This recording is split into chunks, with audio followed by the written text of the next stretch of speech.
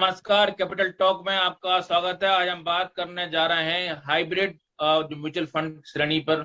Hybrid mutual fund श्रेणी एक खास प्रकार की श्रेणी है और जितनी भी म्यूचुअल फंड की श्रेणी है उनमें सबसे अधिक जटिल यही श्रेणी मानी जाती है। काफी इसमें वैरायटी है, काफी इसमें ऑप्शंस हैं, काफी इसमें जो रिटर्न बोलते हैं एक्सपेंस रेशियो, उसमें भी काफी वेरिएशन है। हर प्रोडक्ट है, हर प्रोडक्ट की अलग अलग कैटेगरी है। इसी पे हम बात करेंगे। हमारे आपको बता दें कि हमने जो एक श्रृंखला शुरू की है कि आपको आर्थिक आजादी के क्या औजार हैं, उसकी ये 9वीं कड़ी है। और इस चर्चा में हमारे साथ जुड़ रहे हैं डीपी सिंह जी, जो कि चीफ बिजनेस मैनेजर हैं एसबीआई म्यूचुअल फंड के।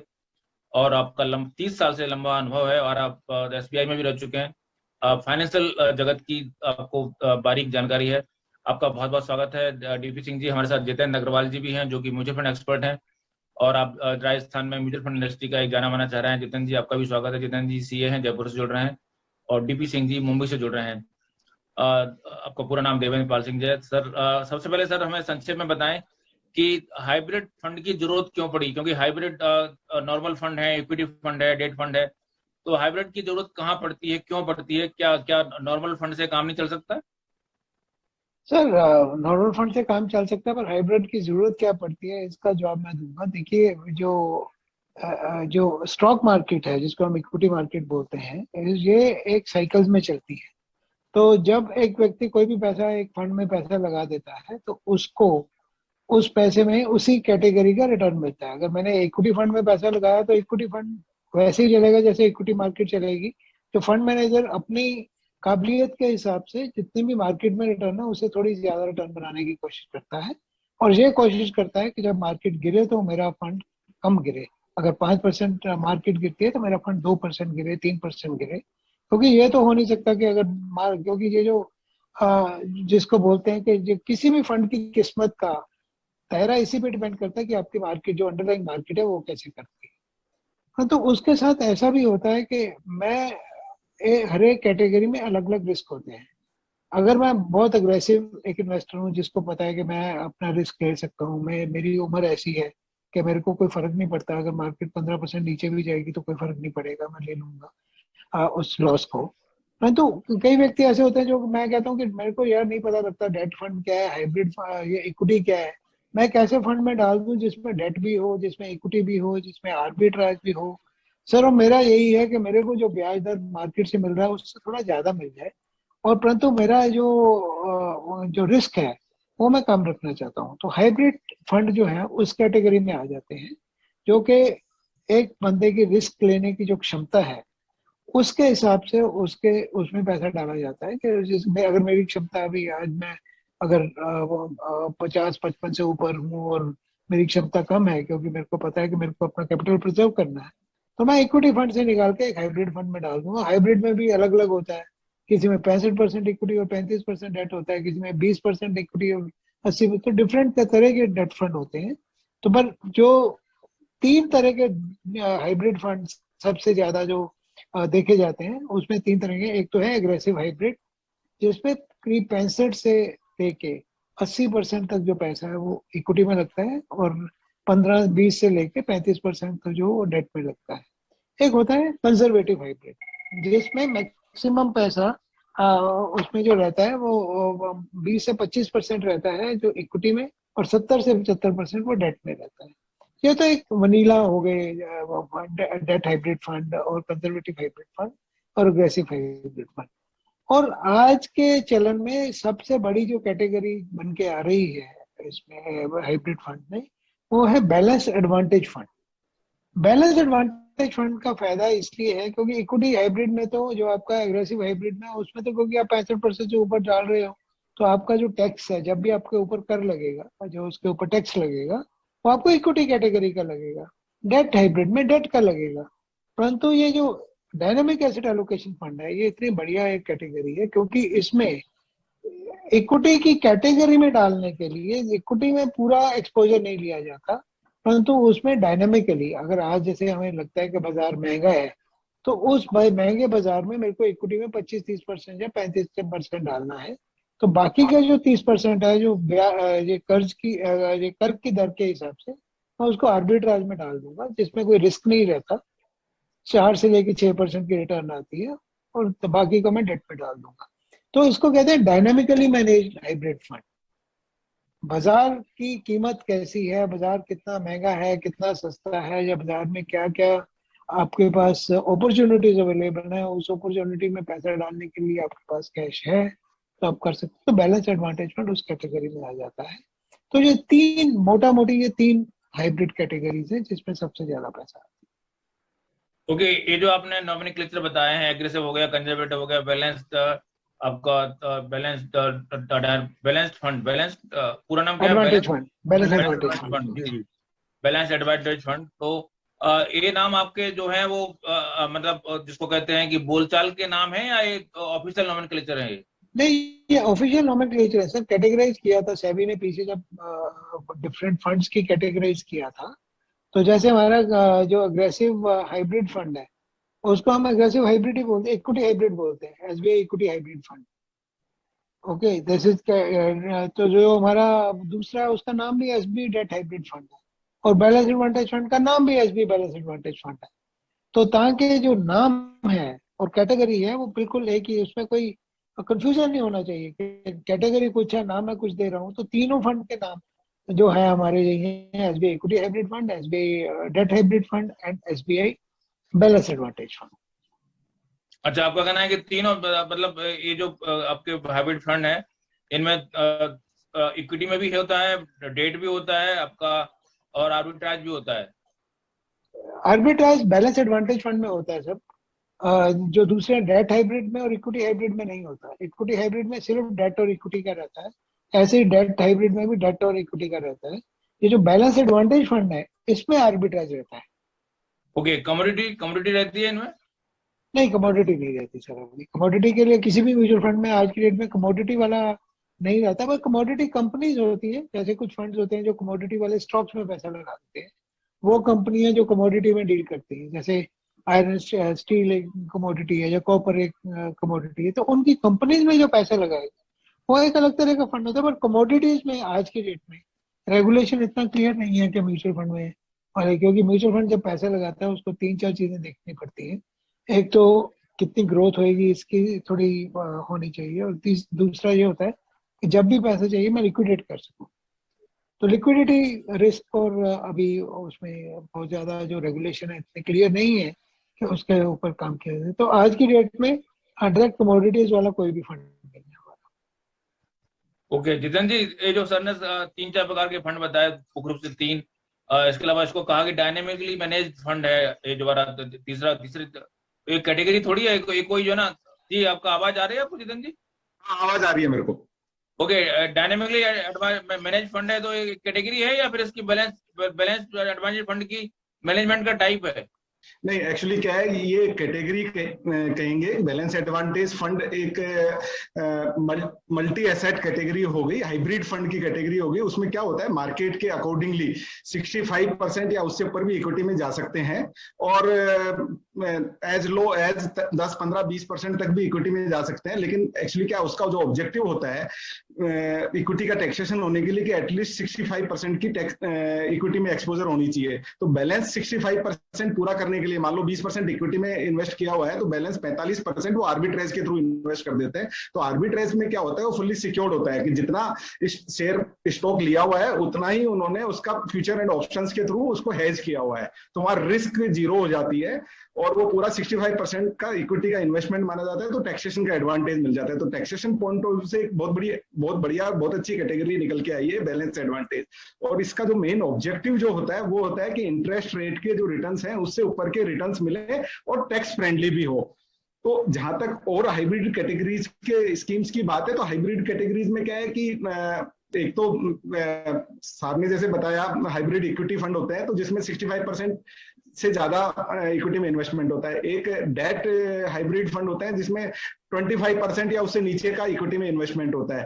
तो उसमें एमआईपी भी होती है, रेगुलर सेविंग्स भी होती हैं। एक और कैटेगरी है arbitrage fund, pure arbitrage funds होते हैं, वो भी हाइब्रिड फंड कैटेगरी में ही आता है। तो जो जैसे बैलेंस एडवांटेज में 3 पार्ट हो गए, इक्विटी, आर्बिट्रेज और तीसरा डेट। तो यहाँ प्योर आर्बिट्रेज को निकाल करके और एक आर्बिट्रेज फंड बना दिया गया, वो भी हाइब्रिड कैटेगरी का ही फंड है जिसमें शेयर खरीदे जाते हैं और उसके अगेंस्ट में फ्यूचर ऑप्शन के थ्रू उस शेयर्स को हेज कर लिया जाता है। तो वहां पे रिस्क कम होती है, लेकिन वहां पे क्या टैक्स फ्रेंडली एफडीआर या एफडीआर से बराबर के या उससे ज्यादा के रिटर्न्स आते हैं। तो वो एक मिनिमम रिस्क का फंड होता है जिसमें रिस्क सबसे कम होती है। और एक कैटेगरी और होती है मल्टी एसेट फंड। तो ये एक नई कैटेगरी निकल के आई है, एक दो म्यूचुअल फंड्स ने इंडिया में इस कैटेगरी में अपने एनएफओज लेके आए हैं और किया है। तो मल्टी एसेट में क्या है, इक्विटी भी है, डेट भी है, गोल्ड भी है। तो अच्छा। हाँ, तो एक गोल्ड कैटेगरी और जुड़ गई है कि उसमें गोल्ड भी साथ में जुड़ गया है, इक्विटी, डेट और गोल्ड। और उन तीनों में आप मतलब किसी में भी 50% से ज्यादा नहीं जा सकते। जी, आर्बिट्राज आप लोग बार बार कह रहे हैं, लेकिन आर्बिट्राज आम आदमी को समझ में थोड़ा कम आता है। डीपी सिंह जी, थोड़ा मेरा आपसे निवेदन था कि थोड़ा सा हाँ विस्तार जी, से समझा पाए इसको, आर्बिट्राज क्या चीज है और क्या ये मतलब समझा आम आदमी को समझ में आने वाली चीज है या फिर जो है ना ये सिर्फ विशेषज्ञों नहीं की नहीं, चीज? बिल्कुल बिल्कुल आम आदमी को समझ आने वाली चीज है सर। देखिए, हम अक्सर ये सुनते रहते हैं कि डेरिवेटिव, एक कैश मार्केट होती है, एक डेरिवेटिव मार्केट होती है जिसको हम फ्यूचर मार्केट बोलते हैं। तो इसमें आर्बिट्राज में क्या होता है कि अगर आज मैं एक किसी शेयर को कैश में खरीदता हूँ और फ्यूचर में बेच देता हूँ, जो कि हर महीने एक आखिरी दिन को उसका एक सेटलमेंट होता है, तो जो इकोनॉमी में, जो कि आर्थिकता में एक ब्याज दर चल रही है, उसके हिसाब से उस ब्याज दर के करीब करीब उससे 1-8% ऊपर या 1-8% नीचे वो चलता है। जैसे आज की डेट में, आज जैसे हम बात कर रहे हैं, आज की डेट में सपोज आज अगर मैं मान लेता हूँ कि आज 1 तारीख है महीने की, तो 1 तारीख को अगर मैं उसको किसी को मैं कैश में खरीदता हूँ और 27 और 28 तारीख को मेरा सेटलमेंट है, तो 28 की डेट में मैं साथ ही बेच देता हूँ। तो मेरा ये हो गया कि मैंने खरीदा भी और बेचा भी। जो जिस रेट पे मैंने खरीदा और जिस रेट पे मैंने बेचा, उसके बीच में रेट एक डिफरेंस होता है। वो डिफरेंस जनरली इंटरेस्ट रेट के साथ मैच करता है, 7%, 8-6%, 7%, 5% एनुलाइज के हिसाब से। तो वो जब रेट का डिफरेंस होता है वो रिटर्न माना जाता है, क्योंकि मैं इसको इक्विटी में कर रहा हूँ। इक्विटी आज की डेट में खरीदी, अगले इस महीने के आखिर में इसको बेच दिया, तो उसका जो डिफरेंस रहता है वो, उसमें कोई रिस्क नहीं है, क्योंकि मैंने अभी खरीदा अभी बेच दिया, मैंने कोई नेगेटिव पोजीशन रखी ही नहीं। तो उसमें मेरा कोई रिस्क तो है ही नहीं कि रेट बढ़ेगा या रेट कम होगा। रेट बढ़े या कम हो कोई फर्क नहीं पड़ता, क्योंकि मैंने अभी खरीदा, अभी आज के रेट पे बेच दिया फ्यूचर की डेट में। और बीच का जो डिफरेंस है, दैट इज आर्बिट्राज। मतलब arbitrage between, difference between one rate and a future date. तो वो जो गैप होता है वो जनरली क्या होता है कि जो इकोनॉमी का इंटरेस्ट रेट होता है उसके बराबर होता है, तो वो रिटर्न मिल जाता है। क्योंकि वो इक्विटी में कह रहे तो इक्विटी कैटेगरी में आ जाता है। तो उसके ऊपर क्या है कि उसमें जो कर की दर है वो बहुत कम रहती है। अगर मैं शॉर्ट टर्म के लिए भी लगाऊं, अगर मैं किसी लिक्विड फंड में लगाता हूँ या किसी एफडी में लगाता हूँ, 1% मान लीजिए, अगर 3 महीने का ब्याज मेरे को मिलता है तो मेरा जिस ब्रैकेट में आता हूँ उतना टैक्स कट जाता है। अगर आर्बिट्रेज में लगाता हूँ तो आर्बिट्रेज क्योंकि इक्विटी कैटेगरी में है, तो शॉर्ट टर्म गेन 15% है, तो 15% टैक्स देना पड़ेगा। अगर मैं आर्बिट्राज में 1 साल से ऊपर रहता हूँ तो मेरे को 10% टैक्स देना पड़ेगा। अभी मैं अगर इसकी तुलना करता हूँ 1 साल की एफडी के साथ, एफडी में सपोज आज मेरे को 5.5% ब्याज मिलता है स्टेट बैंक से या किसी भी बैंक से, तो 5.5 में अगर मैं 30% की ब्रैकेट हूँ तो 5.5 में से 30% निकल के मेरे को जो हाथ में आता है करीब 4% आएगा पोस्ट टैक्स जो मेरे को आएगा। अगर मैं आर्बिट्राज में हूँ और आर्बिट्राज में 5.5% अगर मेरे को रिटर्न मिल जाता है, तो उसमें टैक्स 10% लगेगा, वो भी टीडीएस नहीं कटेगा, मेरे को दे दिया जाएगा, तो मेरे को खुद ही देना है टैक्स, तो उसमें 55 पैसे टैक्स लगेगा।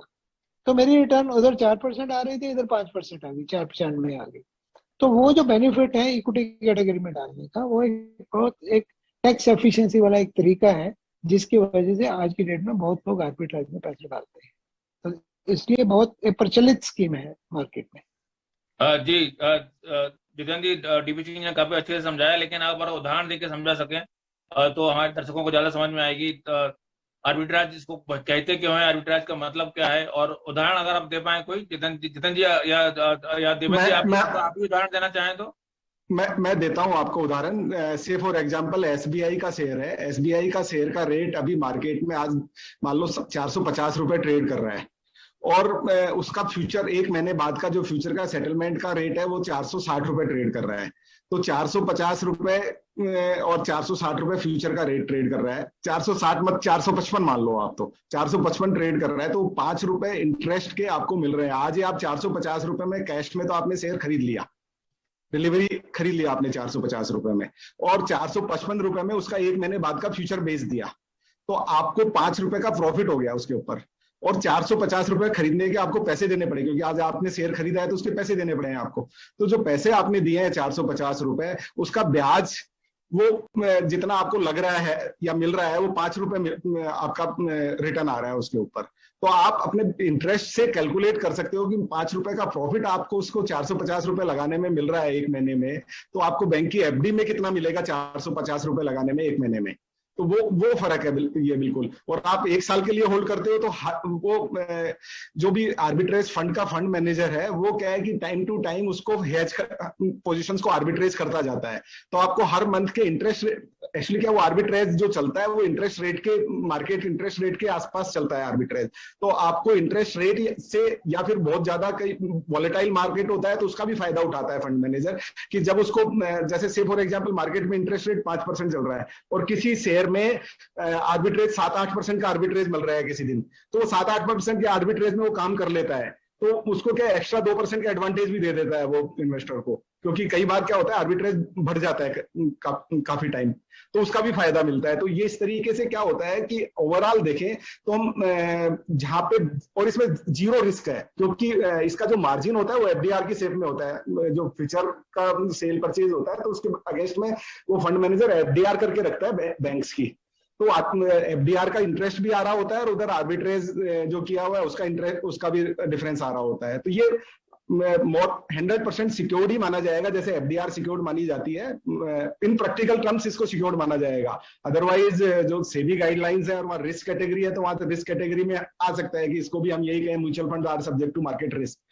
तो अदरवाइज ये एक सिक्योर्ड इन्वेस्टमेंट है जहां एफडी के बराबर या एफडी से ज्यादा रिटर्न्स ले सकते हैं और टैक्स एफिशिएंट है। तो जो टैक्स ब्रैकेट में ज्यादा बड़े टैक्स ब्रैकेट में आते हैं जिनको 10-20% से ज्यादा टैक्स लगता है, तो उनको एफडीआर की जगह अगर वो आर्बिट्रेज के थ्रू इन्वेस्ट करें तो उनको लिक्विडिटी भी है, क्योंकि एफडीआर में तो क्या लॉक इन पीरियड हो जाता है, आपने 1 साल 2 साल 3 साल की एफडीआर करी तो वो उस लॉक इन पे आपको मैच्योरिटी मिलेगी। और आर्बिट्रेज क्या ओपन एंडेड फंड होता है, आप कभी भी पैसा निकाल सकते हो, तो वो भी एक एडवांटेज है इसका। ओके, पैसा कभी भी निकाल सकते, लॉक इन पीरियड कुछ नहीं है इसमें?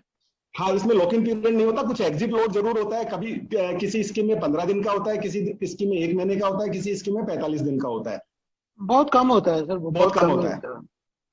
45 डेज से ज्यादा का एग्जिट लॉट नहीं होता है जी। आपने सर इसके अलावा बताया कि एग्रेसिव होता है, कंजर्वेटिव होता है, तो एग्रेसिव कैटेगरी में भी तो बहुत सारी सब कैटेगरी होती है, वो कैटेगरी कौन सी है और उसमें क्या उसके फायदे नुकसान है डीपी सिंह जी साहब? एग्रेसिव कैटेगरी में जनरली यही होता है कि सर ये जो ऑफर डॉक्यूमेंट फाइल किया जाता है उसमें होता है कि मिनिमम 65% तो आपको इसलिए रखना है क्योंकि आपका इक्विटी का टैक्सेशन मिल जाए। परंतु अगर मेरी इक्विटी मार्केट अच्छी चल रही है तो ऐसा नहीं है कि मैं 65 के ऊपर ही सीमित रहूंगा, तो उसको 75 भी किया जा सकता है, 80 भी किया जा सकता है, 85 भी किया जा सकता है। बट जनरली लोग 65 से 75 के बीच में ही रहते हैं। तो ये 65-70% इक्विटी में रहता है, बाकी जो डेट में रहता है। परंतु इसमें यह भी है कि बहुत से इक्विटी, ये जो एग्रेसिव हाइब्रिड फंड है, इसमें इंटरनेशनल सिक्योरिटीज भी खरीद ली जाती है, जैसे वो फॉरेन के जो स्टॉक्स होते हैं, पर उनको इक्विटी इन्वेस्टमेंट नहीं माना जाता as per Indian income tax law. जो भी आपका पैसा फॉरेन सिक्योरिटी में लगा है उसको डेट में माना जाता है, डेट सिक्योरिटी माना जाता है, तो इसलिए वो डेट वाले पोर्शन में से आ जाता है। तो आज की डेट में क्योंकि देखो इकोनॉमी सारी इतनी कपल्ड हो गई है, इतनी ज्यादा ग्लोबलाइजेशन हो गई है, तो कहीं से बैठ के कोई भी स्टॉक बेचा खरीदा जा सकता है। तो आज की डेट में ये भी बहुत प्रचलित है, क्योंकि जैसे international markets are also doing very well, तो कई फंड इंटरनेशनल फंड में भी पैसा लगाते हैं। बट जनरली इसमें 75 इक्विटी 25 डेट, मोटा मोटी यही चलता है एग्रेसिव हाइब्रिड। ओके, और सर कंजर्वेटिव फंड उसमें भी कुछ अलग अलग टाइप है उसमें? नहीं, उसमें भी सर वही 15 से 25% जो इक्विटी में रहता है, कोई 15% रखता है, कोई 20 रखता है, कोई 25 रखता है, depending on the market. But उसमें ज्यादा पैसा डेट में रहता है, इसलिए इसको डेट हाइब्रिड कहते हैं। नहीं, तो उसमें यही होता है डेट में भी तो बहुत सारे पेपर होते हैं, बहुत सारे बॉन्ड होते हैं, उसमें उस पर डिपेंड करता है कि किस में जा रही है। सर उसमें क्या रहता है कि जनरली ऐसे जो फंड होते हैं डेट हाइब्रिड, उसमें बहुत ज्यादा ड्यूरेशन कॉल नहीं दी जाती। जनरली ये medium term kind of investment रहती है। अगर परंतु वो वही है कि जो डेट फंड मैनेजर है, अगर उसको लगता है कि ब्याज दर बहुत कम होने वाली है, तो डेट पोर्शन को ऐसे ही चलाया जाता है जैसे डेट फंड को चलाया जाता है, एक इनकम फंड को चलाया जाता है।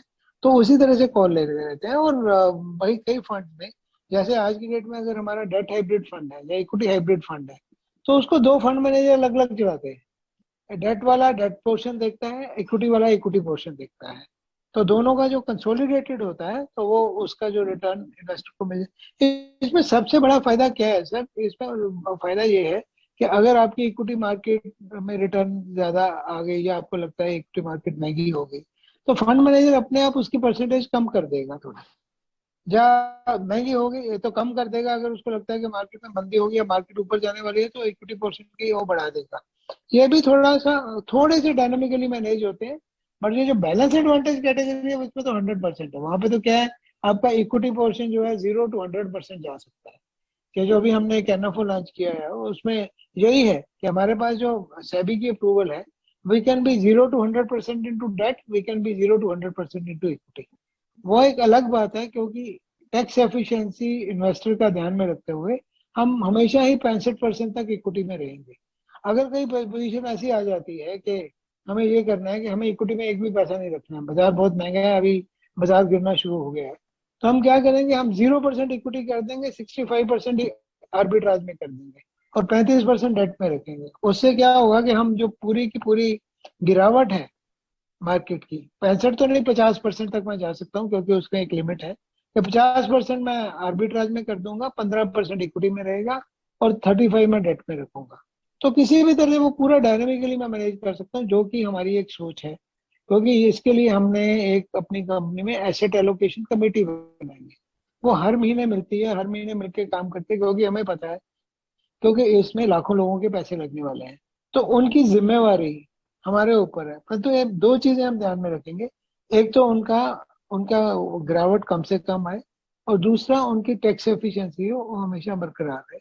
वो जो झंझट है ना कि मैं कभी डेट में डालूं, डेट से निकालूं, इक्विटी में डालूं, इक्विटी में डालूं, तो उसमें क्या होता है कि दो दो नुकसान होते हैं। एक तो कोई भी व्यक्ति, एक आम व्यक्ति ये काम नहीं कर सकता, क्योंकि एक तो मान के चलो कि fund manager is more aware about the market than a labour. एक आम व्यक्ति को इतना मालूम नहीं होता है।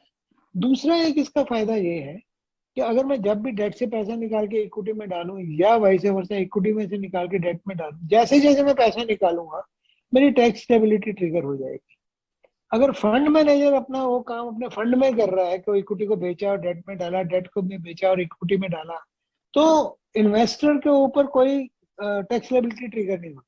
अगर वो 5 साल भी पड़ा है, बीच में वो 80% इक्विटी पे भी होगा, 20% इक्विटी पे भी होगा, 50% इक्विटी पे भी होगा, परंतु उसने कोई खरीदो फरोख्त नहीं की, ना बेचा ना खरीदा, उसके यूनिट की वैल्यू ऐसी है, जब 5 साल के बाद जब उसको पैसा जरूरत है, अगर वो निकालता है 5 साल 4 साल, 5 साल तो एक कहने के लिए कह रहा हूँ, तो उस वक्त जो लॉन्ग टर्म कैपिटल एक गेन होगा वो उसके ऊपर लगेगा। तो सबसे बड़ा डायनेमिकली एजुकेशन करने का फायदा यही है कि आपकी टैक्स एफिशिएंसी बहुत बढ़ जाती है। बिल्कुल, टैक्स आपको मतलब कि बीच में वो 100% भी हो सकता है इक्विटी, लेकिन उससे फर्क नहीं पड़ेगा उस पर 5 साल बाद, क्योंकि 5 साल बाद जो आएगा उसके बाद उसी के हिसाब से उसकी टैक्स लायबिलिटी काउंट होगी। जी जी बिल्कुल बिल्कुल। तो काफी टैक्स एफिशिएंट हो जाता है। फिलहाल चर्चा में बहुत वक्त है बहुत ब्रेक के ज्यादा बाद टाइम, जी। बहुत जी, ब्रेक के बाद बात नहीं। करेंगे कि जो हमारे ओवरऑल जो हाइब्रिड कैटेगरी है, वो हाइब्रिड कैटेगरी काफी कॉम्प्लेक्स है, और काफी कॉम्प्लेक्स जैसे चर्चा से भी जाहिर है।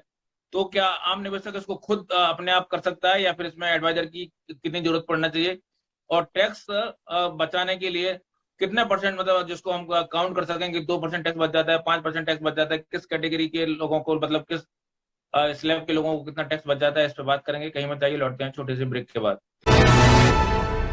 ब्रेक के बाद आपका स्वागत है। हम बात कर रहे थे कि जो म्यूचुअल फंड की हाइब्रिड कैटेगरी है, हाइब्रिड कैटेगरी में टैक्स इफिशिएंट माना जा रहा है। जितेंद्र जी, क्या एडवाइस आप करेंगे कि जो अगर कोई आदमी हाइब्रिड कैटेगरी में इंडिपेंडेंटली जाना चाहता है, खुद खुद खरीदना फरोख्त करना चाहता है, तो वो भी कर सकता है, या फिर ये बहुत कॉम्प्लेक्स है, उसको आम आदमी खुद ना छुए, एडवाइजर से या फिर कुछ सर्टिफाइड जो आपके जो जो डीलर हैं उन्हीं से बात करें? एक्चुअली कॉम्प्लेक्स तो देखो, कोई भी स्कीम जो होती है उसका ऑब्जेक्टिव अगर कोई इन्वेस्टर ढंग से पढ़ ले और उसका ओवर डॉक्यूमेंट ढंग से पढ़ ले और उसको समझता हो, मार्केट कंडीशंस को समझता हो, तो फिर कुछ कॉम्प्लेक्स नहीं है। इन्वेस्टर को समझ होनी चाहिए कि मार्केट में जो वॉलेटिलिटी है वो वॉलेटिलिटी का ट्रेंड क्या है, और मैं कहाँ मेरा पैसा लगा रहा हूँ, मेरा कितना टाइम होरिजन है, और इतने उसके साथ रिस्क क्या एसोसिएटेड है। तो वही सेम अगर वो डायरेक्ट इक्विटी फंड्स में भी पैसा लगा रहा है या हाइब्रिड फंड में भी पैसा लगा रहा है, दोनों में वही माना जाएगा कि वो या तो डायरेक्ट भी इन्वेस्ट करेगा तो उसको पूरी समझ है तो डायरेक्ट इन्वेस्ट करे, अदरवाइज वो एक समझदार एडवाइजर के थ्रू जाए, जिस एडवाइजर को उस प्रोडक्ट के बारे में पूरा नॉलेज हो और वो उसको लाइफ पर्यंत उसको सेवा देता रहे। तो ऐसे एडवाइजर के थ्रू उसको काम करना चाहिए। साहब बोल रहे हैं कि बीच में आपको ट्रांसफर करना पड़ता है, जो है ना आपको अपने अपने जो है ना नीड के हिसाब से, मार्केट के हिसाब से, जरूरत के हिसाब से। मैं उस पे आ रहा हूँ। वो तो काफी कॉम्प्लेक्स प्रक्रिया है, वो आम आदमी कर सकता है क्या? आम आदमी कर सकता है? इसमें इन्वेस्टर को कुछ नहीं करना है और नहीं एडवाइजर को कुछ करना है। अगर उसने हाइब्रिड कैटेगरी में इन्वेस्ट किया है तो वहां फंड मैनेजर मार्केट कंडीशंस के हिसाब से डेट और इक्विटी में बैलेंसिंग करता रहता है। अगर उसमें जो है ना आम निवेशक का सिर्फ खरीदना है उसे, बाकी जो करना है वो एएमसी को करना है। हाँ, वो फंड मैनेजर को करना है। ओके, तो इसमें कोई अनसेफ वाली बात नहीं है, मतलब आम आदमी भी चाहे तो हाइब्रिड कैटेगरी ऑप्ट कर सकता है? हाँ, कर सकता है। कितना परसेंट इसका मतलब हाइब्रिड, एक तरफ हाइब्रिड रखा है, एक तरफ आप डेट रखा है, एक तरफ आप इक्विटी रखे हैं, 3 कैटेगरी अगर मान लेते हैं हम, तो सबसे अधिक रिटर्न क्या हाइब्रिड में डेट और इक्विटी के बीच में आता है, या फिर हाइब्रिड में इक्विटी से ज्यादा भी आ सकता है? देखो, अगर लॉन्गर टर्म है, लॉन्गर टर्म से मेरा कहने का मतलब है 5 साल या उससे ज्यादा का टर्म, तो फर्स्ट कैटेगरी होगी इक्विटी जिसमें सबसे ज्यादा रिटर्न आता है। सेकंड कैटेगरी होगी हाइब्रिड जिसमें रिटर्न इक्विटी कैटेगरी से थोड़ा कम आता है। थर्ड कैटेगरी होगी डेट। तो डेट और इक्विटी का जो मिक्सचर है वो हाइब्रिड में आता है। तो जितना हाइब्रिड में इक्विटी का एक्सपोजर ज्यादा होगा उतना ही उस रिटर्न्स के ऊपर फर्क पड़ेगा लॉन्गर टर्म में। शॉर्ट टर्म में अगर मार्केट डाउन ट्रेंड पे है तो सबसे ज्यादा रिटर्न डेट फंड में आएगा, उससे थोड़ा कम हाइब्रिड में आएगा और सबसे कम इक्विटी में आएगा। अगर मार्केट डाउन ट्रेंड में है और मार्केट अप ट्रेंड में है तो सबसे ज्यादा इक्विटी में आएगा, फिर उससे कम हाइब्रिड में आएगा और उससे कम डेट में आएगा। डेट में भी अपने रिस्क हैं, इक्विटी में भी अपने रिस्क हैं, लेकिन वो टाइम होरिजन बहुत जरूरी है कि आप कितने टाइम के लिए इन्वेस्ट कर रहे हो। तो डेट में भी उसी टाइम होरिजन के हिसाब से प्रोडक्ट्स बने हुए हैं। इक्विटी में कोई टाइम होरिजन के हिसाब से प्रोडक्ट नहीं बने हुए हैं। Equity only for long term investors. I think more than 5 years से ज्यादा जिसको पैसा लगाना हो उसको इक्विटी फंड्स में पैसा लगाना चाहिए। हाइब्रिड कैटेगरी थोड़े सा, मेरा जो समझ है कि वो जो कम रिस्क वाले हैं और जिनको एफडी से ज्यादा रिटर्न चाहिए या डबल डिजिट के आसपास के रिटर्न चाहिए लॉन्गर टर्म में। डबल डिजिट से मेरा कहने का मतलब है 10-12% तक के रिटर्न चाहिए। 12% से ऊपर के रिटर्न हाइब्रिड फंड में आना लॉन्गर टर्म में बहुत बड़ा मुश्किल काम है, जो इक्विटी फंड्स में आ सकते हैं।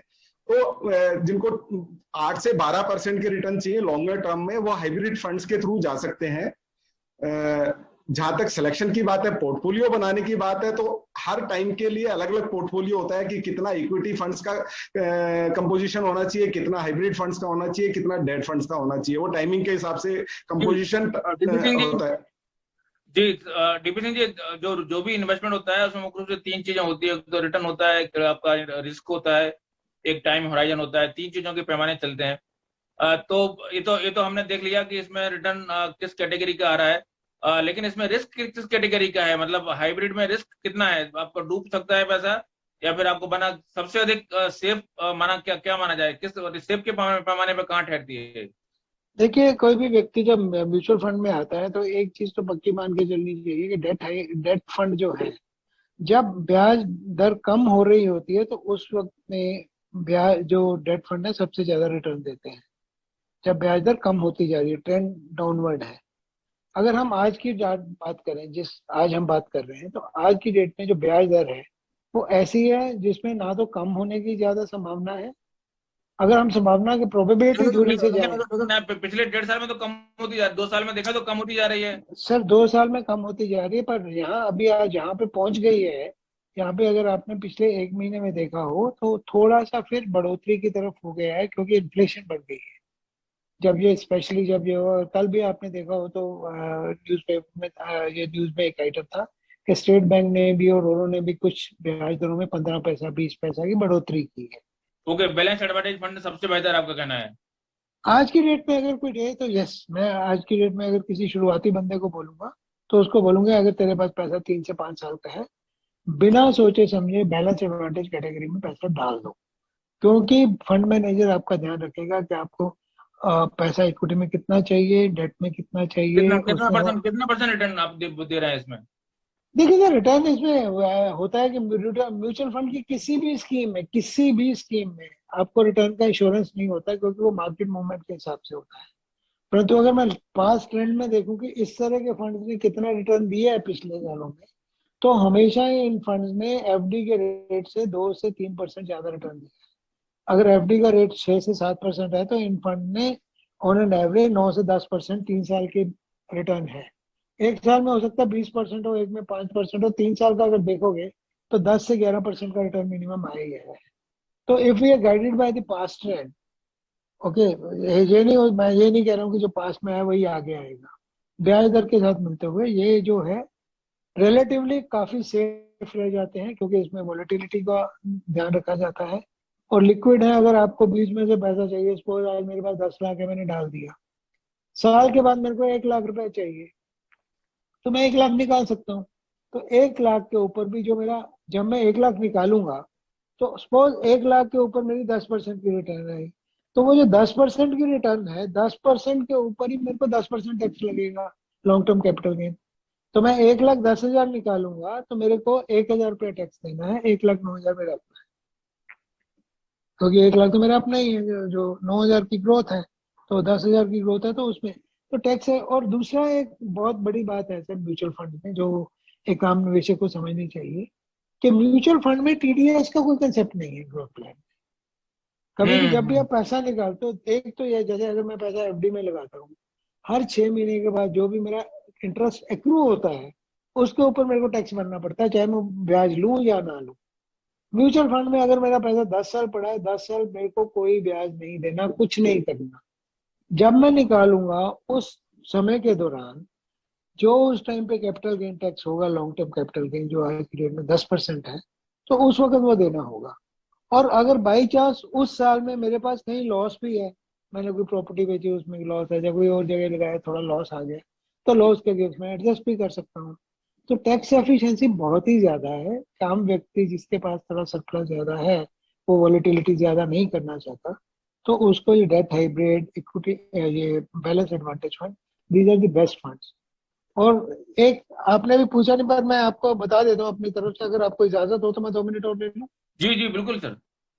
एक फैसिलिटी होती है सिस्टमेटिक विड्रॉल प्लान, उसमें SWP। क्या रहता है, हाँ SWP, उसका इतना बड़ा फायदा क्या होता है सर, कि अगर आपने पैसा लगाया, सपोज मैं फिर वही 10 लाख की एग्जांपल लेता हूँ, ब्याज दर 6% चल रही है, 5-6%, तो 10 लाख के ऊपर 6% के हिसाब से 60,000 रुपया बनता है। तो आज ही अगर मैं उसको टिक लगा दूं कि मेरे को 5,000 रुपये महीना मेरे अकाउंट में आए, तो 5,000 हर तरीक, जैसे मेरी पेंशन आती है, जैसे मेरी सैलरी आती है, जब मेरे को और इनफ्लो आता है, तो उसी हिसाब से वो 5,000 रुपये हर महीने मेरे अकाउंट में आता रहेगा, उतने यूनिट इन कैश हो जाएंगे और मेरे अकाउंट में आ जाएगा, उसमें कोई टीडीएस नहीं लगेगा। साल के खत्म होने के बाद मैं क्या करूंगा कि साल खत्म होने के बाद मैंने देखा कि 5,000 के हिसाब से मेरे 60,000 निकले, तो 60,000 रुपये का मेरा जो यूनिट की कॉस्ट है, मैंने 10 रुपये पे खरीदा था, तो 60,000 के जितने यूनिट इन कैश हुए उसकी कॉस्ट ही मेरी जो है वो 55,000 से 56,000 है। मेरा गेन पोर्शन सिर्फ 4,000 है, तो सिर्फ 4,000 के ऊपर मेरे को टैक्स देना है। और वैल्यू मेरे फंड की, क्योंकि पूरे फंड की वैल्यू है वो मेरी 10 लाख की 10 लाख है, परंतु मैंने वो 54, सिर्फ 6,000 के ऊपर मेरे को टैक्स देना है।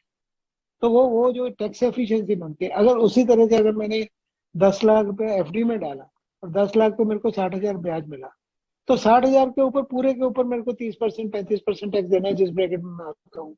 और अगर ये म्यूचुअल फंड से मैंने SWP ली, तो मेरे को सिर्फ 4,000 के ऊपर 30% टैक्स देना है। ये अब बहुत देखिए बड़ा कितना फर्क है। कितना अंतर है, बहुत अंतर है, इसको समझना बहुत जरूरी है। और एक आम व्यक्ति के लिए जिसको इमीडिएट, देखो दूसरी बात मैं कहूंगा, जितना पैसा आपको इमीडिएट अगले 3 महीने 6 महीने में जरूरत है, उसको इसमें मत डालो, उसको सीधा आर्बिट्राज फंड में डाल दो, जैसे जितेंद्र जी ने बताया, क्योंकि उसमें कोई एग्जिट लोड नहीं है, कभी भी पैसा निकालोगे आपको 4-5% का ब्याज मिलेगा, जैसे सेविंग में मिलता है उससे ज्यादा मिलेगा, और उसके ऊपर टैक्स भी सिर्फ 15% लगेगा, क्योंकि वो इक्विटी कैटेगरी है। शॉर्ट टर्म गेन टैक्स लगेगा तो 15% लगेगा, आप चाहे 35% की ब्रैकेट में है, चाहे 30 में है, चाहे 40 में है। तो शॉर्ट टर्म जरूरत वाला पैसा आर्बिट्राज में डालिए, 3 से 5, 2 से 3 5 साल वाला पैसा डेट हाइब्रिड में डालिए, उसके लंबा जो पैसा है वो इक्विटी हाइब्रिड में डालिए, या ये बैलेंस एडवांटेज फंड में तो कुछ भी। बैलेंस एडवांटेज फंड को हम बोलते हैं fund for all reasons and all seasons. किसी भी मौसम में किसी भी गोल के लिए ये जो बैलेंस एडवांटेज फंड सबसे बढ़िया है। और अगर कुछ पैसा है जो जिसका गोल है आपका कि मेरा छोटा बच्चा है, उसको 10 साल 12 साल के बाद पढ़ाई करने जाना, मैं उसके लिए वेल्थ क्रिएट करता हूँ, तो उसके लिए एक अलग सोल्यूशन है, चिल्ड्रन बेनिफिट फंड है, जिसमें 100% इक्विटी में डालते हैं ताकि उसकी वेल्थ क्रिएशन हो जाएगी। तो ये डिपेंड करता है मेरा गोल क्या है। एक आम व्यक्ति की अगर मैं बात करूँ, आम व्यक्ति जिसने अभी तक कैपिटल मार्केट में पैसा नहीं डाला है, या जिसको ज्यादा, जो कोई एक बहुत ज्यादा जागरूक निवेशक नहीं है, उसके लिए जरूरी है कि वो शुरुआत डेट हाइब्रिड या बैलेंस एडवांटेज फंड से करे। बस यही मंत्र है। लेकिन सवाल ये है कि जोखिम वाली बात आप नहीं बता रहे हैं, जो जोखिम कितना होता है, जोखिम पे सर मैं चर्चा। वही बात, जोखिम मैं बार बार ये कह रहा हूँ, अगर जोखिम शॉर्ट टर्म में हर एक में होता है कि आज की डेट में जैसे मार्केट 55,000 के लेवल पे है, कोई बड़ी बात नहीं है, ये मार्केट 52,000 पे आ जाए, 51,000 पे आ जाए, शॉर्ट टर्म में ये लॉस है, इसका चांस है। इसीलिए उसको कवर करते हुए मैं कहता हूँ कि अगर आप इन फंड में पैसा डालते हो तो आप 3 से 5 साल में डालो। अगर 55 से 51 आ भी गई और मैंने बैलेंस एडवांटेज फंड में डाला है, तो पहली बात तो मेरा 30-40% लगा हुआ होगा आज की डेट में, क्योंकि मैं अपने फंड की बात कर रहा हूँ जो हम जो एनएफओ लेके आए हैं। तो हमारा मॉडल बता रहा है कि आज की डेट में जब हम पोर्टफोलियो बनाएंगे, हम सिर्फ 35% इक्विटी में डालेंगे, बाकी सेव में डालेंगे।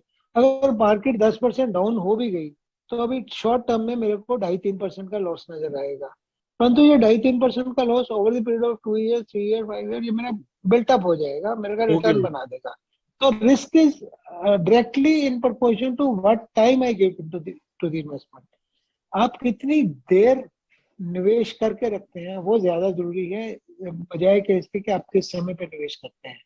मतलब उसको बोलते हैं timing in the market is more important that timing the market, कि मैं कम होएगी तब लगाऊंगा, जब मार्केट और गिरेगी तब लगाऊंगा, या बढ़ेगी तो मैं निकाल लूंगा। वो एक व्यक्ति नहीं कर सकता, कोई नहीं कर सकता। बिल्कुल, ये क्योंकि अगर ऐसा कोई कर सकता था तो वो तो जी शहंशाह हो जाता था किसी भी मार्केट का। बिल्कुल बिल्कुल सही बात है। बिल्कुल बिल्कुल जी। जितेंद्र जी, आप सीए भी हैं, संक्षेप में बताइए, सरकार ने सर ने बताया कि टीडीएस नहीं लगता है इस पर। टीडीएस क्या जानबूझ कर नहीं लगाया गया है इसको प्रमोट करने के लिए म्यूचुअल फंड को, या फिर इसमें जो इसकी एसेट क्लास है वो इस तरह की है कि इसमें टीडीएस नहीं लगना चाहिए? क्या क्या मामला है, टीडीएस क्यों नहीं है इसमें?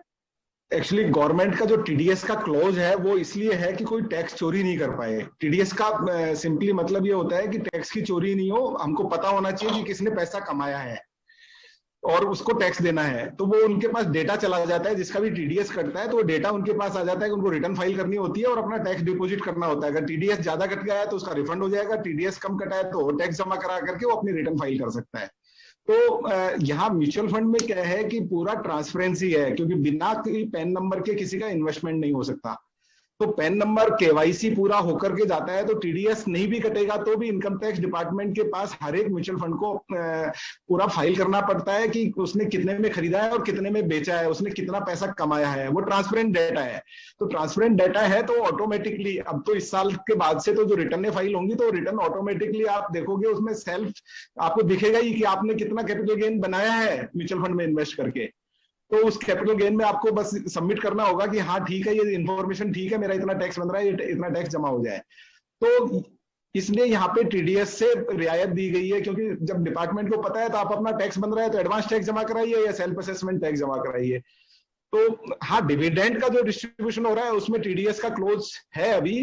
वो पता नहीं सरकार ने क्यों कंटिन्यू किया है, क्योंकि वो कैपिटल गेन की तरह डिविडेंड को भी टीडीएस से मुक्त कर सकते थे, क्योंकि उनका भी डेटा उनके पास जाता तो है ही। लेकिन अब वो कुछ है, मैं तो कहता हूं कि डिविडेंड को खत्म ही कर देना चाहिए, कोई टीडीएस का भी कोई मतलब नहीं होना चाहिए। तो वो चीज है। और दूसरी बात एक्चुअली क्या है कि जो जितने भी ये बैलेंस कैटेगरी के या हाइब्रिड कैटेगरी के जो स्कीम्स हैं, ये सब रिस्क को कम करने के लिए, इक्विटी की जो प्योर इक्विटी की जो रिस्क है, इक्विटी फंड्स की रिस्क है, उसको कम करने के लिए है। तो अब कितनी कम करनी है वो इन्वेस्टर टू इन्वेस्टर डिफर करेगा। कि रिस्क कितनी कम करनी है। तो इक्विटी हाइब्रिड लेने का मतलब है थोड़ी सी कम होती है, कंजर्वेटिव लेने का मतलब है रिस्क काफी कम हो जाती है, आर्बिट्रेज लेने का मतलब है रिस्क बिल्कुल खत्म हो जाती है। तो वो रिस्क कम करने के लिए है ये सब, लेकिन रिस्क जितनी आप कम करते हो उतनी लॉन्गर टर्म में अपने रिटर्न्स को भी कम करते हो। मतलब आप ये नहीं कह सकते कि रिस्क कम करके अपने रिटर्न्स को बढ़ा लोगे आप। हाँ, शॉर्टर टर्म में आप अपना रिटर्न्स को आप मैनेज कर लोगे, हो सकता है कि आपके हाइब्रिड कैटेगरी से रिटर्न शॉर्टर टर्म में ज्यादा बढ़िया है बजाय लॉन्गर इक्विटी फंड्स के। लेकिन अगर लॉन्गर टर्म है, 5, 7, 10 ईयर्स का टर्म है और इकोनॉमी अच्छी चलती रहती है, तो नो डाउट इक्विटी फंड्स के रिटर्न अच्छे होंगे। लेकिन बैंक एफडीआर या प्योर डेट फंड्स के रिटर्न से तो हमेशा ही हाइब्रिड फंड्स के रिटर्न अच्छे होंगे लॉन्गर टर्म में। वो नहीं कह सकते कि हम वो हाइब्रिड फंड्स के रिटर्न उनसे कम होंगे। होंगे मतलब आप गारंटी दे रहे हैं क्या? नहीं, देखो ये पास्ट ट्रेंड है, और अगर इकोनॉमी डाउन साइड जाती है तो फिर तो क्या कुछ भी नहीं बचेगा, बैंक्स की एफडीआर भी नहीं बचेंगी जब इकोनॉमी खत्म होती है। तो देखो सब कुछ इकोनॉमी के ऊपर डिपेंड करता है। आज 1980 का 100 का इंडेक्स था, बीएसई सेंसेक्स का 1980 में 100 का इंडेक्स था जो 55,000 अभी साहब बोल रहे हैं 55,000 का इंडेक्स हो गया। तो 1980 से 2000 56,000 हो गया है। तो 1980 से 56,000 का इंडेक्स हो गया है।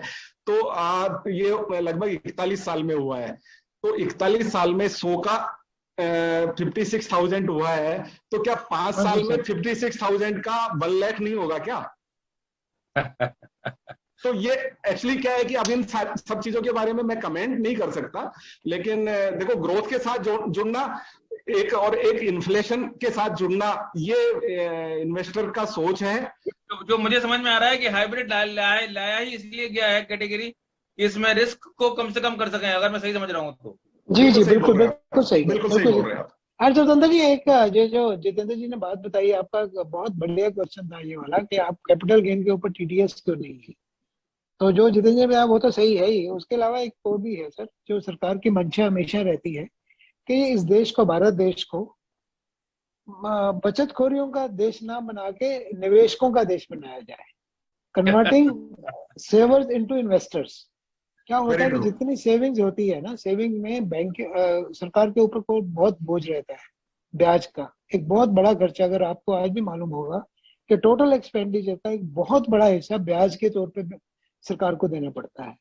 अगर निवेशक हैं और मार्केट रिलेटेड है तो उसके लिए वो चाहते हैं कि मार्केट रिलेटेड रिटर्न लो, आप बेनिफिट भी लो, मार्केट कैपिटल मार्केट का हिस्सा बनो। तो उसके लिए दूसरा उनका ये निवेशक है कि अगर मैं आज एक हिंदुस्तान में हूँ और हिंदुस्तान की इकोनॉमी बहुत बढ़िया चल रही है और मैं एक सैलरीड पर्सन हूँ, मैं उस इकोनॉमी में ग्रोथ का हिस्सा कैसे बनूंगा? जब तक मेरे पास सिर्फ एक ही तरीका है, मैं फैक्ट्री तो लगा नहीं सकता, ना ही मैं व्यापार कर सकता हूँ, क्योंकि मैं तो एक सैलरीड पर्सन हूँ। If I have to participate in the growth of the economy, I have to be part of the capital market. मेरे को पूंजी बाजार में आना ही पड़ेगा। अगर मैं पूंजी बाजार में नहीं आता, मैं ग्रोथ का हिस्सा नहीं बन सकता। तीसरी बात, ये जो ब्याज दर है ना, ब्याज दर एक फिक्स कूपन होता है, आपके ऊपर टीडीएस लगता है, जिसमें आपको पता है कि आपको कितनी रिटर्न मिलने वाली है। जब हम मार्केट रिलेटेड रिटर्न की वजह, मेरे को तो पता ही नहीं है कि मेरे को इनकम कितनी होने वाली है, और मैंने 10 अपने अलग अलग इंस्ट्रूमेंट में पैसा डाला है। अगर इनकम जो है, अगर मेरे को एक इंस्ट्रूमेंट में फायदा हो रहा है और दूसरे में नुकसान हो रहा है, अब इनकम टैक्स अथॉरिटी को तो वो बैलेंस थोड़ी ना कर पाएगी। इधर तो मेरे से टीडीएस काट ले, उधर मेरा लॉस हुआ हुआ है, तो मैं फिर रिफंड लेता फिरूं। तो वो जिम्मेवारी मेरे को दे दी है कि जब मैं निकालूं उसके बाद मैं जब अपनी रिटर्न फाइल करूंगा, कितना मेरा कैपिटल गेन है, कितना मेरा कैपिटल लॉस है, उसको बैलेंस करके उसको ब्याज में दे दूं, या मेरा अगर कैपिटल लॉस ज्यादा बनता है तो उसको कैरी फॉरवर्ड कर दूं। वो ब्याज नहीं है, वो फिक्स रिटर्न नहीं है, तो इसके लिए मैं टीडीएस काट ही नहीं सकता। ये capital gain is different kind of income, that's why we say why it is not called ब्याज। इसको हम रिटर्न क्यों बोलते हैं, ब्याज क्यों नहीं बोलते? म्यूचुअल फंड में कभी भी हम ये भाषा यूज ही नहीं करते कि म्यूचुअल फंड में कितना इंटरेस्ट मिलेगा आपको। हम हमेशा ये कहते हैं म्यूचुअल फंड में कितना रिटर्न मिलेगा, क्योंकि वो मेरे को कितना वापस मिलेगा, वो मेरा कैपिटल गेन है। तो उसकी वजह से। और दूसरी जो सामने बात की कि अभी डिविडेंड के ऊपर उन्होंने टैक्स लगा दिया, तो एक्चुअली वो एक एनोमली है टैक्स लॉ की, कि अगर मैंने ग्रोथ प्लान में पैसा लगाया, अगर मैं पैसा निकालता हूँ अपना वापस तो 10% टैक्स दूंगा। अगर वही पैसा म्यूचुअल फंड मेरे को डिविडेंड के तौर पे देगा तो उस पर टीडीएस भी लगेगा और मैं 30% टैक्स दूंगा। तो वो ये जो म्यूचुअल फंड का जो डिविडेंड है ना, तो एक्चुअली कंपनी के डिविडेंड के साथ नहीं मिलाना चाहिए, क्योंकि ये तो मेरा अपनी पूंजी से भी आता है, ग्रोथ से भी आता है। तो अभी इसको डिविडेंड नाम की स्कीम का जो जितनी पहले डिविडेंड प्लान होती है उसका नाम भी चेंज कर दिया है। उसका नाम कर दिया है income withdraw income distribution and capital IDC, income distribution and cash withdrawal, capital withdrawal. तो कैपिटल वो विड्रॉल डिविडेंड है, वो डिविडेंड है ही नहीं। वो एक अलग एक चर्चा का विषय है, वो हम अलग तरीके से बात कर रहे हैं हम एमपी सभी से भी, कि IDCW should not be treated as dividend. हो सकता है आने वाले साल में उसका भी कुछ फायदा हो जाएगा, तो वो उसके ऊपर भी टीडीएस हो सकता है खत्म हो जाएगा। गुड स्टेप है सर। जी चेतन जी, आपने बीच में बात की थी मल्टी एसेट क्लास, वो क्या चीज है सर? एक्चुअली मल्टी एसेट भी एक हाइब्रिड फंड है। मल्टी एसेट में क्या, इक्विटी, डेट और एक और नई एसेट जुड़ गई उसमें, गोल्ड। तो मतलब एक कंपोजिशन और आ गया कि अगर किसी को गोल्ड भी चाहिए, लॉन्गर टर्म का इन्वेस्टमेंट है और उसको लगता है गोल्ड में अच्छा फ्यूचर नजर आ रहा है, तो वो तीनों एसेट एक साथ ले रहा है, इक्विटी भी खरीद रहा है, डेट भी खरीद रहा है और गोल्ड भी खरीद रहा है, और इवन आर्बिट्रेज भी खरीद रहा है, उसमें आर्बिट्रेज भी आ जाएगा उसमें। तो चारों एसेट मिलाकर के एक स्कीम बनाई गई है, उसको मल्टी एसेट कहते हैं। तो ऐसी स्कीम्स भी अब आ रही हैं म्यूचुअल फंड्स के थ्रू। तो वो एक ही रिटर्न और रिस्क के पैमाने पर कहाँ बैठते हैं? एक्चुअली देखो, हर इसको क्या है कि हम कंपोजिट रिस्क में नहीं ले सकते। कोई भी प्रोडक्ट जो हाइब्रिड प्रोडक्ट है ना, उसको कंपोजिट रिस्क में नहीं लेना चाहिए। उसमें हर आइटम की अलग अलग रिस्क होती है। डेट की अपनी अलग रिस्क होती है, गोल्ड की अपनी अलग रिस्क है, इक्विटी की अपनी अलग रिस्क है। उन सब रिस्क को समराइज करके जो रिस्क है वो हमारी रिस्क है। तो मैं तो ये कहूंगा कि ये डेट से थोड़ी सी हायर रिस्क है, इक्विटी से थोड़े से लोअर रिस्क है, क्योंकि यहाँ पे गोल्ड भी हो गया, आर्बिट्रेज भी हो गया, डेट भी हो गया, इक्विटी भी हो गया। तो मैं आज हाइब्रिड फंड की जो रिस्क है, इक्विटी हाइब्रिड में थोड़ी ज्यादा रिस्क है, कंजर्वेटिव हाइब्रिड में थोड़ी कम रिस्क है, मल्टी एसेट में इक्विटी हाइब्रिड और कंजर्वेटिव हाइब्रिड के बीच वाली रिस्क है। ओके, आपने भी एक और शब्द का इस्तेमाल किया था, एमआईपी क्या चीज है? एमआईपी कंजर्वेटिव हाइब्रिड फंड है। एक्चुअली वो उसमें अप टू 5% से 25% तक का इक्विटी का इन्वेस्टमेंट होता है, रेस्ट डेट का इन्वेस्टमेंट होता है। ये डेट हाइब्रिड को ही बोलते हैं सर। डेट हाइब्रिड का पहले नाम एमआईपी होता था, अभी नाम उसका डेट हाइब्रिड हो गया। ओके, एमआईपी मतलब फुल फॉर्म डेट हाइब्रिड, वो मंथली इनकम प्लान था सर, अभी उसको नहीं बोला जाता मंथली इनकम प्लान, अभी उसका नाम नया नाम डेट हाइब्रिड है। ज्यादा डेट होता है, थोड़ा सा इक्विटी होता है। ओके जी सर, बस हमारे पास अब समय बिल्कुल से 2-3 मिनट बचे हैं। मैं संक्षेप में आपसे डीपी सिंह ये जानना चाहता हूँ कि भारत में जो हाइब्रिड प्लान है और विदेशों में, जो विकसित देशों में जो हाइब्रिड आपके स्कीम्स हैं, हाइब्रिड जो फंड है, उनमें कितना डिफरेंस है? वो क्या वहां पे वैरायटी ज्यादा है कि हाइब्रिड में, या भारत में कुछ कंपेयर कर सकते हैं क्या? सर भारत में एक्चुअली ये जो इनोवेशन है इन हाइब्रिड फंड की, वो सबसे ज्यादा है। उसका मेन कारण है कि ये जो मैं पहले जो बात कर रहा था पहले सवाल के जवाब में, कि ये जो सरकार की एक चेष्टा है कि इसको इन्वेस्टर्स का देश बनाया जाए। बाकी जगह पे इन्वेस्टमेंट ऑलरेडी बहुत ज्यादा है। अगर हम बात करें percentage to GDP, the global ratio is 63%। विकसित देशों में ज्यादा पैसा म्यूचुअल फंड में, बहुत कम पैसा डिपॉजिट्स में है। इंडिया में उल्टा है। इंडिया में सिर्फ बैंक डिपॉजिट का 20% म्यूचुअल फंड में है, बाकी जगह पे डिपॉजिट म्यूचुअल फंड का 1% होते हैं। उल्टा काम है। दूसरा, हमारी जो आज की डेट में GDP to investment ratio, we are just having 12% of GDP in mutual fund, whereas the global percentage is 63%. In USA it is 120%. और भी जो है वो बहुत ज्यादा है इसका। तो क्योंकि अभी ये इन्फेंसी स्टेज है, इसको बढ़ाने के लिए ये बहुत से इन्होंने सरकार ने बहुत ज्यादा इस पे बहुत ज्यादा प्रोत्साहन देने के लिए बहुत से ऐसे कर दर बहुत कम रखी हुई है। एक एग्जांपल देने के लिए, हमारे यहाँ पे 1 साल का लॉन्ग टर्म कैपिटल गेन 10% है। एक विकसित देश में, मैं पेरिस की बात कर रहा हूँ, पीछे मैं पेरिस गया हुआ था तो वहां बात की, वहां पे लॉन्ग टर्म कैपिटल गेन 3 साल के बाद गिना जाता है, और वहां पे कैपिटल गेन रेट 35% है, 35% against our rate of 10% after 1 year. तो वो ये जो सारी चीजें हैं ना, ये प्रोत्साहन देती है इनोवेशन को। वहां पे इनोवेशन की जरूरत नहीं है, क्योंकि वहां पे चाहे आप इक्विटी में रखो या डेट में रखो या उधर रखो, आपका ब्याज दर सेम है, तो इसलिए इनोवेशन की कोई जरूरत ही नहीं है। जो करना है करते रहो। हमारे यहाँ इनोवेशन की इसलिए जरूरत है क्योंकि हमने इतने ज्यादा हमारे पास प्रोत्साहन है, तो हम एक आम व्यक्ति के लिए और लोगों को लुभाने के लिए कि आप आओ इसका बेनिफिट लो, तो ये सारे बेनिफिट दिए जाते हैं। तो हमारे यहाँ हाइब्रिड की जो इनोवेशन है, इतनी इनोवेशन कहीं नहीं है। स्पेशली ये बैलेंस एडवांटेज फंड जो रिसेंटली आया है, ये आप किसी देश में आपको मिलेगा ही नहीं, ये ऐसा कोई नाम ही नहीं देखेगा बैलेंस एडवांटेज फंड। तो यहाँ पे है, यहाँ पे भी ये जो आर्बिट्राज को अभी तक इक्विटी कैटेगरी में रखा हुआ है, वो जानबूझ के सरकार ने रखा हुआ है, क्योंकि वो प्रोत्साहन देना चाहते हैं कि और ज्यादा लोग निवेशक बनो, हमारे से बोझ निकालो, आप निवेशक बनो, आप फायदा लो, आप आपकी तरक्की हो। तो वो एक चेष्टा है इसकी तरफ। तो इसके लिए एक्चुअली हमें धन्यवाद देना चाहिए हमारी सरकार को, हमेशा आने वाली सरकारों को, कि ये इसको बढ़ोतरी की तरफ भी देखते हैं। They are giving lot of benefits to investors. आपने कहा कि बस एक और सवाल की, आपने कहा कि वहां पर इंटरेस्ट रेट सभी जगह समान है, भारत में अलग अलग है। आप बैंकिंग प्रोफेशनल भी हैं, क्यों ऐसा क्यों है, इसका पर्पज क्या है? इंटरेस्ट रेट नहीं सर, इंटरेस्ट रेट की बात नहीं कर रहा हूँ मैं, कर की रेट की बात, मैं इसकी बात कर रहा हूँ, टैक्स की रेट। ओके, टैक्स टैक्स की। रेट, इंटरेस्ट की बात नहीं कर रहा हूँ मैं। वहां पे अगर आपने म्यूचुअल फंड के थ्रू लगाया या डेट में लगाया, डेट और इक्विटी में अलग अलग रेट ही नहीं है। आपके डेट में लगाते तो भी इतना ही रेट है, उसमें सिर्फ लॉन्ग टर्म कैपिटल गेन 35% है, क्योंकि वहां पे मार्जिनल रेट ज्यादा से ज्यादा 45% है। जैसे हमारे यहाँ majority of the people are into 30 to 35% bracket, वहां पे जनरली रेट इज 45%। वो थोड़े मतलब मिडिल लेवल से ही 45% शुरू हो जाता है।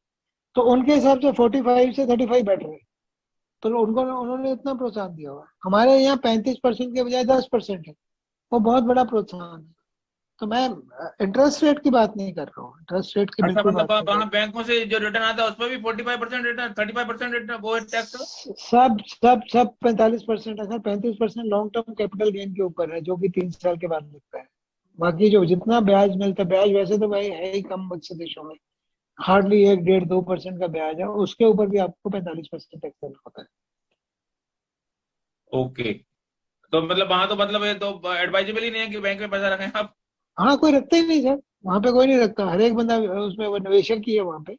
तो इसीलिए तो वो बात कर रहे हैं कि ये जब हम प्रोत्साहन दे रहे हैं, वहां पे बैंक में डिपॉजिट रखने का, वो कई जगह तो ऐसे भी है जहाँ के बैंक वाला पैसा रखने के लिए पैसे लेते हैं, चार्ज चार्ज करता है, करते हैं चार्ज कि करते हैं। चार्ज करते हैं, आपको जीरो इंटरेस्ट दिया जाता है और चार्ज करते हैं आपसे। ओके, तो आपको क्या लगता है इसका कारण क्या है, भारत में इतना इंटरेस्ट रेट, मतलब बैंकों में लोग इतना पैसा क्यों रखते हैं? इसका कोई मतलब अगर हम शुरुआत में जाएं तो इसके कोई परंपरागत कारण, कोई मेंटेलिटी कारण, भारत के लोगों की मानसिकता, क्या क्या वजह है? सर देखो, एक तो मार्केट, कैपिटल मार्केट की डेप्थ अब धीरे धीरे बढ़ रही है, पहले इतनी कंपनी नहीं होती, लिमिटेड कंपनी। दूसरा, हमारा एक गरीब देश था, अमीर होने से पहले हर एक बंदे को होता है मैं अपना कैपिटल प्रिजर्व करूं।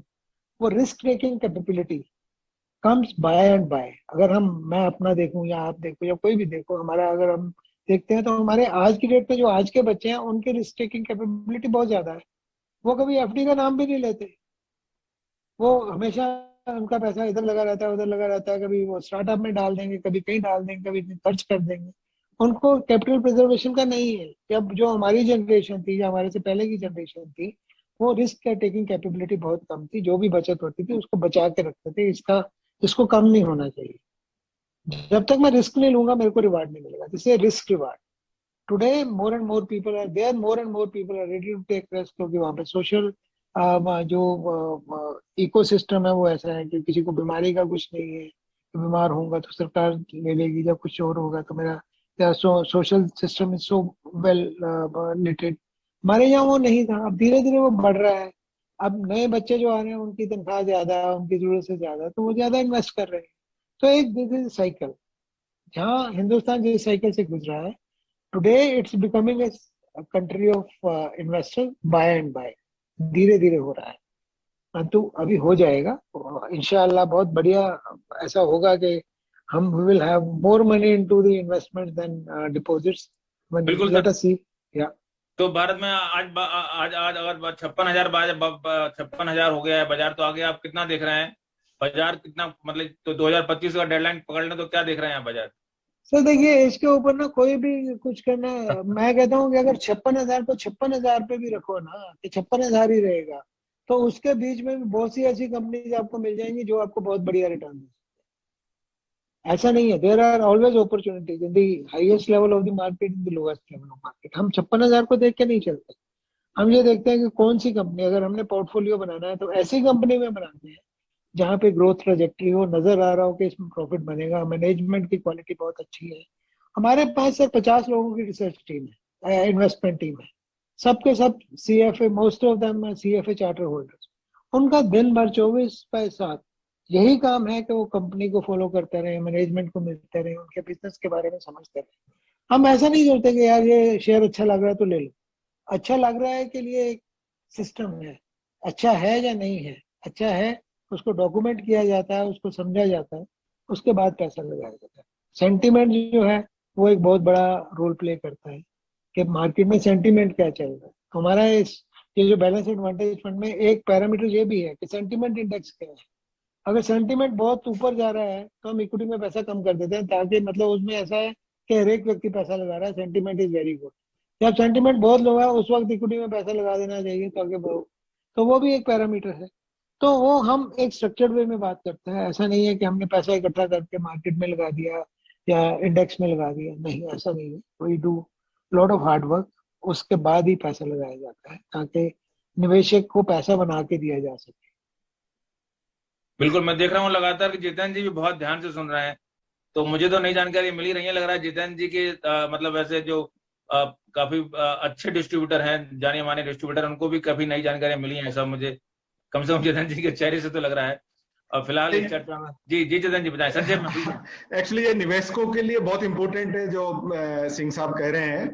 निवेशकों को ये जानकारी होना बहुत जरूरी है। हम लोगों को तो फिर भी क्या, हम रेगुलरली मिलते रहते हैं DP सिंह जी से या सब फंड मैनेजर से, उनकी टीम से, तो हम लोगों को तो पता है कैसे होता है ये। इसीलिए हम कहते हैं कि इक्विटी में डायरेक्टली इन्वेस्ट करना और म्यूचुअल फंड के थ्रू इन्वेस्ट करना जमीन आसमान का फर्क होता है एक्चुअली। क्योंकि इक्विटी में डायरेक्ट इन्वेस्टमेंट करने के पीछे क्या है, एक माइंड लगता है, और यहाँ पे 1000 माइंड लगते हैं।